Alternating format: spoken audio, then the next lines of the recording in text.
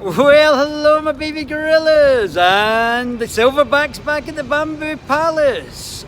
How's things been going, guys? Have you missed me? Not half as much as I've missed you. And I don't want to say I was right again. Nicola Sturgeon is now stopping evidence being given to the inquiry investigating Alex Salmond's trial of the sexual misconduct. Totally looked like a setup by Wee Nicola.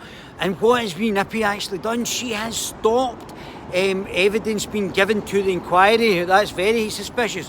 And her husband, who looks potentially gay as well, just from my observations, it looks like a marriage of convenience rather than of anything else. I think they've not had any children either. The fact is that these two alleged homosexuals, he has now he's got big problems because he is now potentially under pressure to stand down. It's almost like a power game with Nicola. She has now got her husband as the head of the political party, and she's obviously First Minister, and that's why she can be overtly authoritarian. The SNP are now becoming an overtly authoritarian party. Oh, very worrying, very worrying. And what is actually going to happen? Well, there's now challenges at the SNP, which is coming up as well, can't wait. SNP conference. Maybe people who are Alex Salmond supporters and see that the Wee Nippy's done something underhand towards Alex Salmond.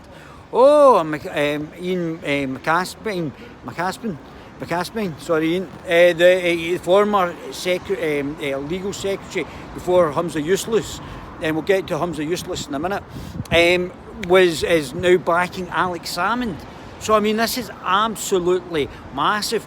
Wee Nippy's husband could be actually kicked out in a coup d'etat. Oh, it's fantastic. Very, very interesting. And what else have we got?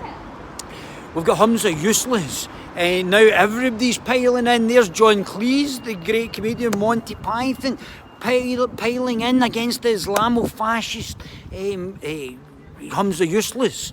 While Humza Useless is openly making anti-white racist remarks with Anis Anwar, who is in the Parliament for Labour, both Islamists, both Islamo-fascists in the Parliament, making racist remarks against white MPs and white members of the population. Oh, Humza Useless and Anis Anwar, openly anti-white racist, and nobody's picking them up in that. And there's 3 people died in Scotland because some Muslim came over and killed them on the streets of Glasgow. Yet Wee Nippy is saying, oh, we're multicultural, they're just as Scottish as we are. Well, she's getting people murdered, and Humza Useless is covering up Muslim rape gangs where 28 Muslims have raped children under 16 28 times, and the Crown didn't do anything, the prosecution didn't do anything. Multiple victims covered up by the Muslim Justice Secretary Humza Useless. And what Wee Nippy now wants to do is bring in more Muslims and bring in more fake asylum seekers, and they also want to stand a candidate, an Afghani Muslim terrorist, probably allegedly, in a seat in Scotland, who wasn't born here, has no deep roots in the community, but Wee Nippy thinks he's just as Scottish as anybody else. Oh, come on. So very soon something big's going to happen. I've been working things, that's why I've been offline for a period of time. Linda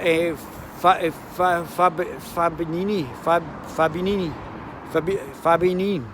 Anyway, Linda, who is an SNP, actually a nice lady, SNP MP, is also now criticising the SNP and Nicola Sturgeon's lack of commitment of giving documents to the actual inquiry. Our husband,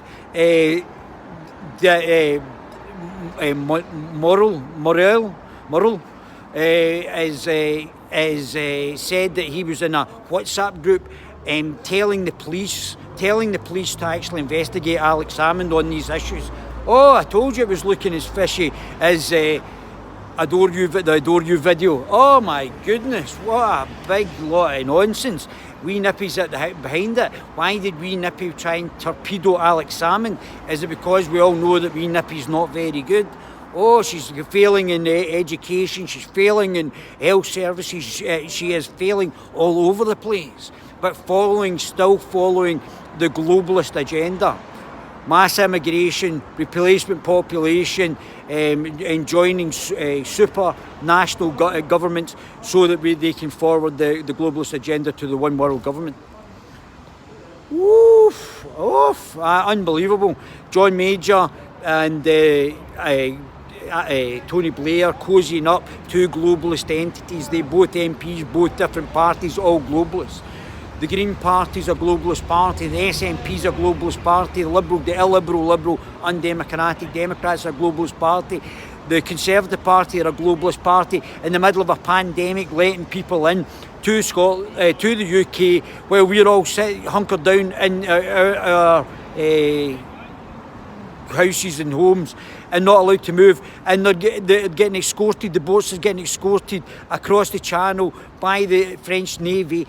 They're getting let into bases, and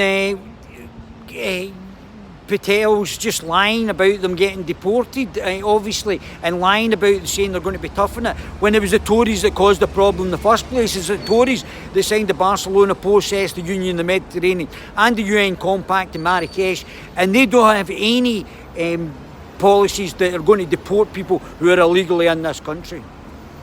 They're literally, by weight of number, giving away the country. Oh my God, what is going on? So very soon we'll be standing candidates against the Islamofascists. They're now trying to silence us. 7 years in jail. People being silenced for hate speech, which is just a threat to imprison people who don't share the globalist agenda. And it's coming up. I mean, what, 6 months to go before the Scottish election. Wee Nippy is looking very strong just now. The people are bought in by the fact that she's some sort of nationalist when she's just a Marxist globalist. That's it. She's shilling for the globalist and bringing in protected classes, which was out of the Jewish question written by Marx, that there should be protected classes. The protected classes will be going. There'll be one law for everybody, and everybody will be protected under the law. Not some people should have more rights than others. That's absolutely disgusting. Absolutely disgusting. That's what the Nazis did. So, and that's when they bring it in. That sort of all flips round. It might come in like this to start off with, and then it all flips round. So, this is an immense time. Wee Nippy's now stopping people getting access to the information to try and stop the actual committee. Murdo Fraser from the Conservative Party is already commenting that they might just stop the whole procedure because the lack of help that the government are giving to the actual committee for oversight of what actually happened. So I think it's all starting to the fingers starting to point at Nicola Sturgeon actually being the one behind these allegations, all these allegations, now trying to stop people actually finding out what actually happened with these allegations. Oh, it's massive, massive. She could have actually fomented false sexual allegations or deliberately made false sexual allegations against her former mentor and the former First Minister of Scotland to actually smear him without any ability of her being held accountable. If somebody's making false allegations, they need to go to jail. It doesn't matter what the false allegations are. If the false allegations and there's proven that these are false allegations and these are not true, they should be going to jail.